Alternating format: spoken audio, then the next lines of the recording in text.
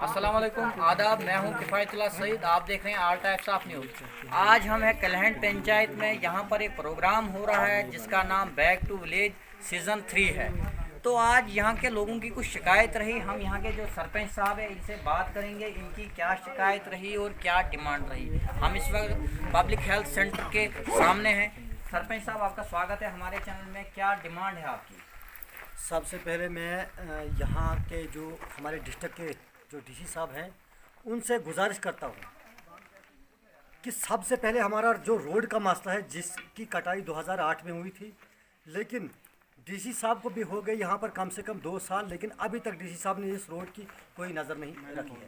उसके बाद ये बिल्डिंग जो बनी है, अस्पताल की बिल्डिंग बनी है, 2012 में बनी है। ये देखो, एक कमरा 2012 की 11 में बनी थी ये।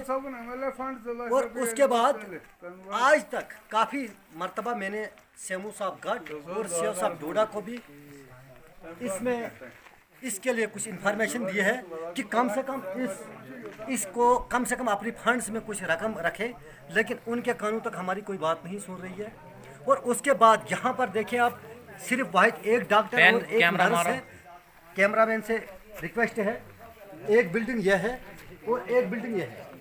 जो हमारे डॉक्टर साहब है वो भी आते हैं, कभी महीने के बाद आते हैं हमारे अस्पताल में, कभी 15 दिन के बाद आते हैं, कभी छुट्टी पे जाते हैं, कभी उनको अमरनाथ यात्रा में लगाते हैं। सिर्फ एक लड़की जो है जो यहाँ पे काम करती है। और उसके बाद देखें हमारे पंचायत, सिर्फ वाहिद हमारी पंचायत में नहीं बल्कि ये कम से कम 3 पंचायतों में मुश्तमिल है। यहाँ पर सील के भी कुछ लोग आते हैं इस अस्पताल के लिए, और उदयपुर पंचायत से भी कुछ लोग आते हैं। और मैं अब आपकी जो जेन्युइन डिमांड है क्या है कि ये जो बिल्डिंग आपके पीछे है इसको उखाड़ना चाहिए कि इसके ऊपर छत लगना चाहिए? आज बैक टू विलेज का प्रोग्राम था, जितने भी यहाँ पे लोग आए थे ये क्या देखेंगे यहाँ पर।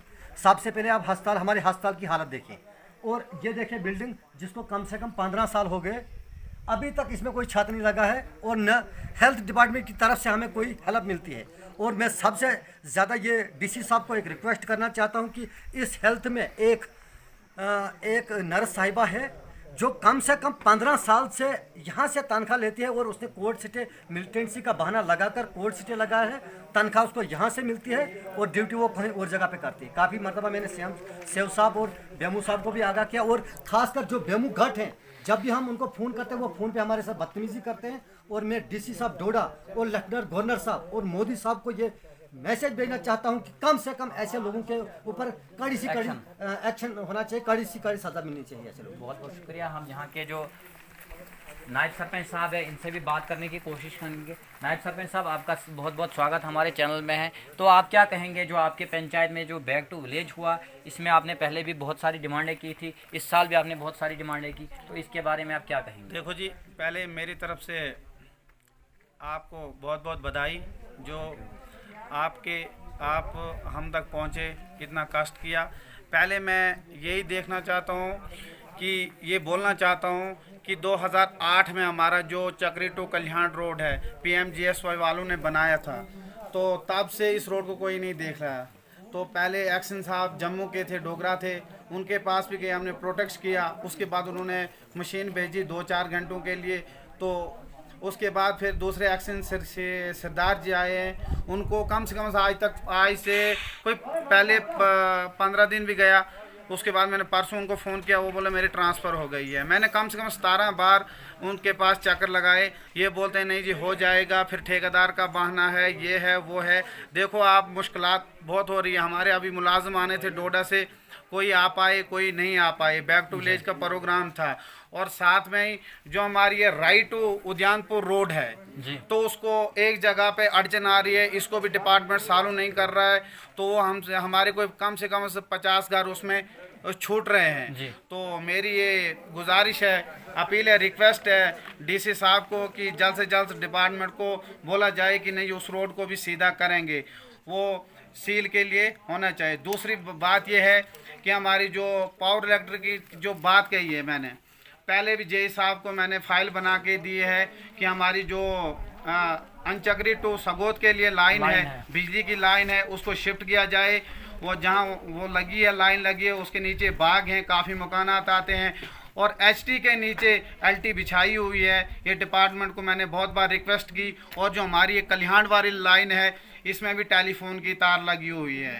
तो डिपार्टमेंट को ये मैसेज जाना चाहिए कि इसको शिफ्ट करेंगे, इस पे सिल्वर वाली तार लगाई जाएगी। दूसरी बात है, जो हमारा हाई स्कूल है ये पूरी पंचायत में, या बल्कि कि इसमें 2-3 पंचायतें आती हैं कि हाई स्कूल एक ही है। हाई स्कूल में स्टाफ भी कम है और हाई स्कूल का हमारे पास ग्राउंड भी नहीं है। इस ग्राउंड को भी किसी न तरीके से हमें दिया जाए।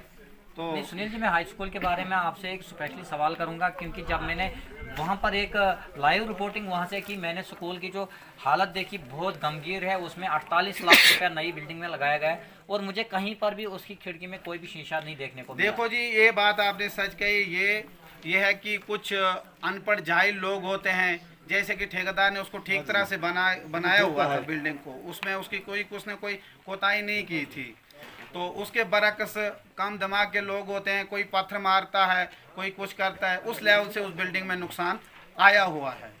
तो आप लोगों के लिए क्या मैसेज भेजना चाहेंगे, जो लोग वो काम करते हैं, पत्थरबाजी करते हैं, ये करते हैं, वो करते हैं, वो पब्लिक प्रॉपर्टी? इनको ऐसा जो है कि अगर हॉस्पिटल की बिल्डिंग बनी हुई है, पंचायत घर हमारा, स्कूल बना हुआ है, कहीं ट्रांसफार्मर बना हुआ है, तो इसको खुदा का घर समझ के उससे छेड़छाड़ नहीं करनी चाहिए।